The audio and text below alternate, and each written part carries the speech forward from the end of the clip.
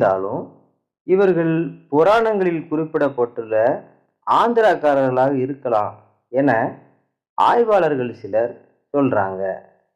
மேலும் தெலுங்கர்கள் இச்சாதவாகன மன்னர்களை தங்களின் முன்னோர்களாகவே நினைச்சுக்கிடுறாங்க. ஆனா சாதவாகன மன்னர்களின் தொடக்க கால கல்வெட்டுகள் மகாராஷ்டிரா பகுதிகளிலேயே கிடைக்குது. எனவே மகாராஷ்டிராவை பூர்வமாக கொண்ட இவங்க அப்புறம் ஆந்திரா, தெலுங்கானா, கர்நாடகா என தங்கள் ஆதிக்கத்தை விரிவுபடுத்திக்கிட்டாங்கன்னு சொல்லலாம். சாதவாகன பேரரசு அதுக்குள்ள உச்ச நிலையில குஜராத், மகாராஷ்டிரம், ஆந்திரா, தெலுங்கானா, வேற கர்நாடகா, மத்திய பிரதேசத்தின் சில பகுதிகள் வரைக்கும் பரவி இருந்தது.